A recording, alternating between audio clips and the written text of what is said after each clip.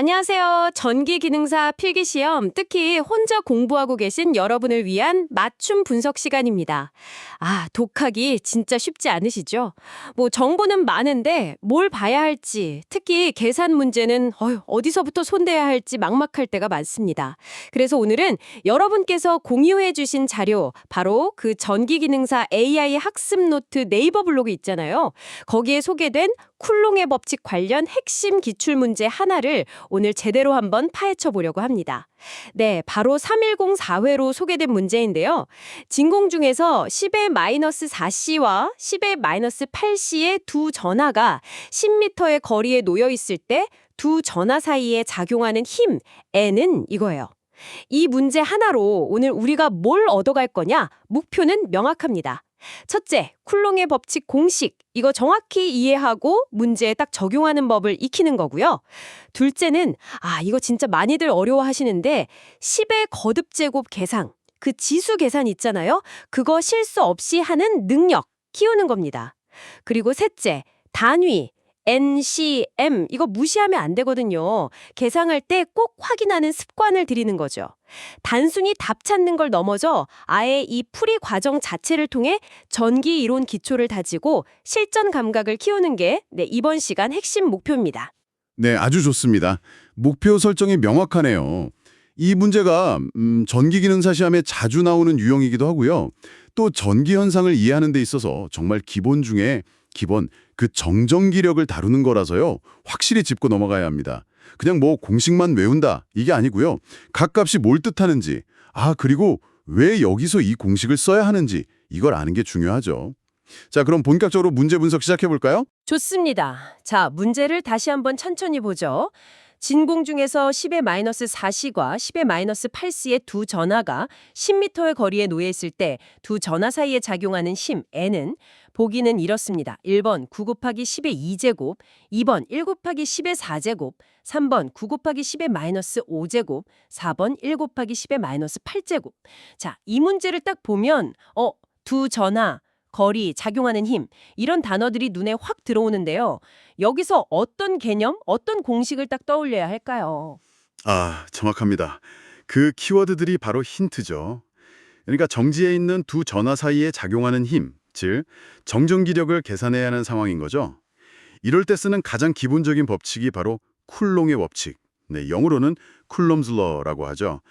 이 법칙은요, 두 전하의 크기에는 비례하고요.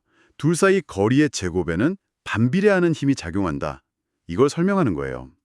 그 공식은 이렇게 되죠. F equal K 곱하기 Q1 곱하기 Q2 나누기 R제곱. F equal K, Q1, Q2, R제곱. 네, 맞아요. 전기이론 딱 시작하면 진짜 제일 먼저 보는 공식 중 하나죠. 그럼 이제 이 공식의 문자 하나하나가 문제에 주어진 값이랑 어떻게 연결되는지 그걸 봐야겠네요. 맞습니다. 공식을 아는 거랑 이걸 문제에 적용하는 건 또 다른 얘기니까요. 하나씩 차근차근 대입해 봅시다. 먼저 F, 이게 우리가 최종적으로 구해야 하는 힘이죠. 문제에서도 힘 N을 물었으니까 단위는 뉴턴이 나오겠구나 예상할 수 있고요. 다음 K, 이게 쿨롱 상수, 쿨롱스 컨스탄트인데요. 이 값은 그 전하 사이에 뭐가 있느냐, 그 매질에 따라 달라져요. 근데 문제에서 아주 중요한 단서, 진공 중에서라고 딱 명시를 했죠. 진공에서의 쿨롱 상수는 값이 약 9 곱하기 10의 9제곱, nm제곱 c제곱입니다. 전기기능사 시험에서는 특별한 얘기 없으면 거의 다 이 진공 상태를 가정하거든요. 그러니까 이 값은 그냥 거의 고정이다, 이렇게 보시면 돼요. 진공 중 이 조건이 바로 K 값을 정해주는 거군요. 9 곱하기 10의 9제곱. 이 숫자는 그냥 외워두는 게 속 편하겠네요. 그럼 만약에 진공이 아니면 이 K 값이 달라진다는 말씀이시죠? 바로 그겁니다. 그게 또 중요한 포인트죠. 그 얘기는 잠시 후에 좀 더 하고요. 일단 지금은 K는 9 곱하기 10의 9제곱, nm제곱 c제곱다, 이렇게 기억해 두시면 됩니다. 자, 계속해서 Q1하고 Q2, 얘네들은 각각 두 전하의 전하량, 찰즈를 뜻해요. 단위는 쿨롱, C를 쓰고요. 문제에서 첫 번째 전하 Q1은 10의 마이너스 4제곱 C, 두 번째 전하 Q2는 10의 마이너스 8제곱 C로 주어졌죠. 아주 명확합니다.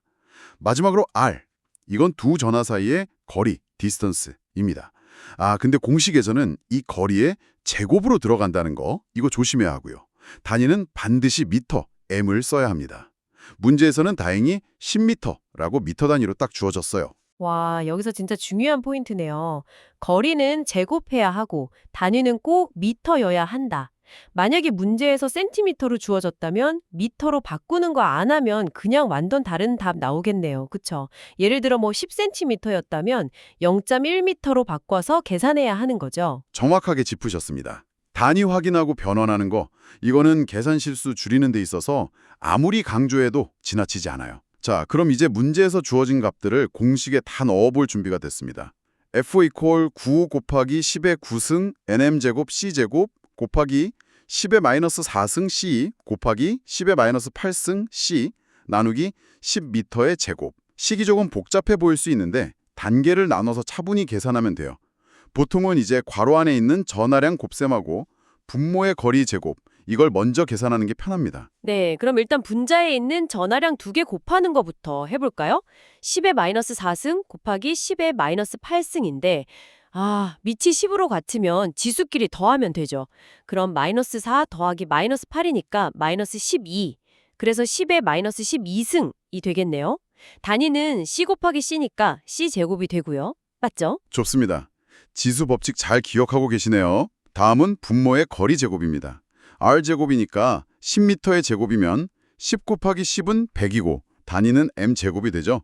근데 100은 10의 제곱으로 표현하는 게 지수 계산할 때 더 편하겠죠? 그래서 10의 제곱, m제곱 이렇게 쓰겠습니다. 자, 그럼 중간 계산 결과를 원래식에 다시 넣어보면 F 이퀄 9 곱하기 10의 9승 nm제곱 c제곱 곱하기 10의 마이너스 12승 c제곱 나누기 10의 제곱 m제곱 이렇게 정리가 되네요. 이제 숫자 부분하고 10의 거듭제곱 부분 이걸 나눠서 계산하면 될 것 같아요. 맞습니다. 그게 실수를 줄이는 좋은 방법이에요. 숫자 부분은 분자에 9만 덩그러니 있네요. 그렇죠. 이제 핵심은 10의 거듭제곱 부분, 즉 지수 계산입니다. 분자에는 10의 9승과 10의 마이너스 12승이 곱해져 있고 분모에는 10의 2승이 있어요. 곱셈은 지수를 더하고 나눗셈은 지수를 빼는 규칙, 이거 적용해야죠. 자, 그럼 10의 9 플러스 마이너스 12 제곱 이렇게 되는 건가요? 9 더하기 마이너스 10이면 마이너스 3이고 여기서 다시 2를 빼면 마이너스 5. 맞네요. 마이너스 5. 와, 근데 이거 진짜 덧셈 뺄셈 실수하기 딱 좋겠는데요? 저도 가끔 이런 거 계산하다 보면 부호 때문에 막 헷갈릴 게 많거든요. 정말 많은 분들이 바로 그 지점에서 실수를 하세요. 9 빼기 12 빼기 2, 그래서 마이너스 5. 그러니까 지수 부분은 10의 마이너스 5승이 되는 거죠. 서두르지 않고 차분하게 부호까지 잘 신경 써서 계산하는 연습이 꼭 필요합니다. 자, 그럼 숫자 부분 구하고 방금 계산한 지수 부분 10의 마이너스 5승을 합치면 최종 결과가 나옵니다. F는 9 곱하기 10의 마이너스 5. 마지막으로 단위까지 한번 확인해 볼까요? 공식에 넣었던 단위들을 보면 nm제곱 c제곱 곱하기 c제곱 나누기 m제곱 이런 형태잖아요. 여기서 c제곱과 m제곱이 분자 분모에서 서로 약분돼서 사라지고 최종적으로 n, 뉴턴만 남게 됩니다. 우리가 구하려던 힘의 단위랑 정확히 맞죠? 따라서 최종 답은 F는 9 곱하기 10의 마이너스 5n입니다. 와, 계산 과정을 이렇게 단계별로 특히 그 지수 계산이랑 단위 확인까지 꼼꼼하게 따라오니까 진짜 명확하게 이해가 되네요. F는 9 곱하기 10의 마이너스 5n. 그럼 보기 중에서 찾아보면 3번. 9 곱하기 10의 마이너스 5. 정확히 또 땄네요. 정답은 3번입니다. 네, 정답입니다. 잘하셨어요. 근데 이렇게 문제를 풀어내는 것도 중요하지만 여기서 한 걸음 더 나아가서 생각해 볼 게 있어요. 우리가 지금 계산한 이 쿨롱의 힘, 정전기력이라는 게 그냥 시험 문제 풀려고 배우는 개념일까요? 전기기능사로서 이 지식이 왜 중요할까요? 글쎄요. 그냥 전기 이론의 기초니까 라고 막연하게 생각했는데 실제 현장이랑 연결하면 좀 더 의미가 있을 것 같긴 해요. 바로 그렇습니다. 이 쿨롱의 법칙이라는 게 눈에 보이지 않는 전기적인 힘이 실제로 어떻게 작용하는지를 설명하는 기본 원리거든요. 예를 들면 전기가 흐르는 두 개의 전선이나 아니면 버스바라고 하죠. 그런 도체들 사이에 서로 밀거나 당기는 힘이 작용하는데요.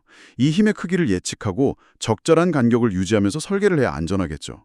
너무 가까우면 불필요한 힘이 작용하거나 심하면 방전이 일어날 수도 있고요. 아, 전선이나 도체들 사이 간격 설계할 때 이 원리가 쓰이는 거군요. 네.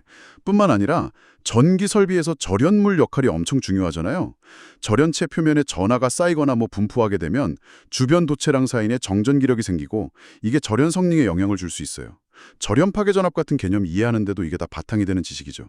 즉, 쿨롱의 법칙은 전기 설비의 안전하고 효율적인 작동을 위한 기초 체력 같은 개념이라고 할 수 있습니다. 아, 단순히 점절화 사이의 힘 계상 문제가 아니라 실제 전기 시스템의 안정성이랑 직결되는 진짜 중요한 원리였네요. 이렇게 연결해서 생각하니까 훨씬 더 중요하게 느껴지는데요. 이거 자체가 중요한 통찰 같아요. 공식을 아는 걸 넘어서 왜 알아야 하는지를 아는 것. 맞습니다. 그리고 또 하나의 핵심 통찰은 바로 계산 과정의 정확성이에요. 특히 단위 확인하고 지수 계상이죠. 이번 문제는 다행히 모든 값이 국제 표준 단위, 그러니까 SI 단위죠. C랑 M으로 주어졌지만요. 실제 시험에서는 거리가 센티미터로 나오거나 전하량이 마이크로쿨롱, UC, 10의 마이너스 6승C 또는 나노쿨롱, NC, 10의 마이너스 9승C 이런 식으로 주어지는 경우가 정말 많습니다. 이때 단위 변환 제대로 안 하면 아무리 공식을 잘 알고 있어도 그냥 오답 고르는 거예요. 아, 정말 중요한 지적이십니다. 1m는 100cm, 1c는 10의 6승 UC 이런 단위 환상 관계를 명확히 알고 있어야 하고요. 문제 풀기 전에 아예 단위를 통일하는 습관, 이것도 진짜 합격을 위한 필수 요소겠네요. 그렇습니다. 이 문제 풀이 과정 자체가 사실 물리 문제를 푸는 보편적인 접근 방식을 보여주는 거기도 해요. 첫째, 문제 상황 보고 적용할 물리 법칙, 여기선 쿨롱 법칙을 딱 찾아낸다. 둘째, 주어진 것들을 공식에 정확히 대입하는데 단위 꼭 신경 쓴다. 셋째, 계산을 체계적으로 수행하고 특히 지수나 제곱 같은 함정에 빠지지 않게 조심한다. 이 3단계 접근법, 다른 많은 계산 문제에도 적용할 수 있는 강력한 도구입니다. 네, 문제풀이 전략까지 얻어가는 느낌인데요. 오늘 분석한 그 전기기능사 AI 학습 노트 블로그 게시물에는 아마 이 문제 말고도 관련 개념 더 깊이 파고들 수 있는 자료들이 있을 거예요. 필요하다면 그런 자료들 참고하는 것도 좋겠지만. 하지만 시험 합격이라는 좀 현실적인 목표를 위해서는요. 지금 우리가 같이 한 것처럼 핵심 기출 문제를 통해서 필수 공식을 익히고요. 그 공식을 문제 상황에 정확하게 적용해서 계산하는 연습, 이걸 반복하는 게 가장 효과적입니다. 특히 이런 계산 문제는 손으로 직접 여러 번 풀어보면서 계산 속도랑 정확성을 높이는 게 중요해요. 자, 오늘 전기기능사 필기시험 대비 전기기능사 AI 학습 노트 블로그의 쿨롱의 법칙 문제를 아주 탈탈 털어봤습니다. 핵심 정리해볼까요? 첫째, 두 전하 사이의 힘은 쿨롱의 법칙 F = KQ1 Q2 R 제곱 이걸 쓴다. 둘째, 진공 중에서 쿨롱 상수 K는 약 9 곱하기 10의 9제곱 뉴턴 미터 제곱 쿨롱 제곱이다.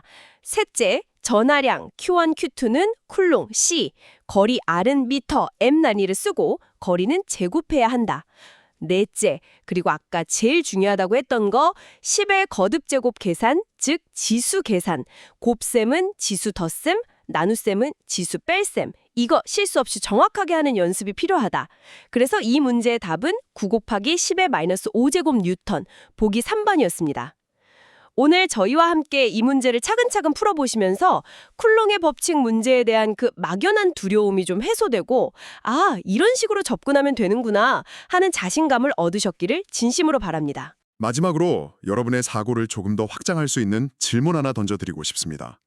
오늘 우리가 푼 문제는 진공 중에서라는 아주 이상적인 조건이었잖아요.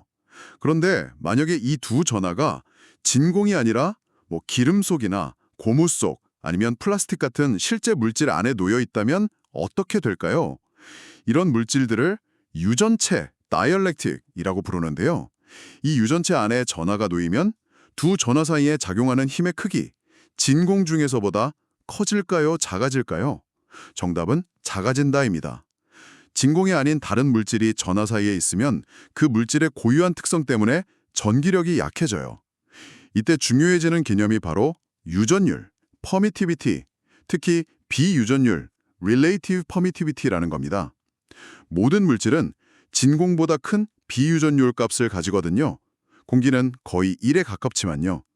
이 값이 클수록 전기력을 더 많이 약화시키는 거죠. 쿨롱의 법칙 공식에서 쿨롱 상수 K가 사실은 1 나누기 4 엡실론 제로로 표현되는데 이 엡실론 제로, 이게 진공의 유전율이고요.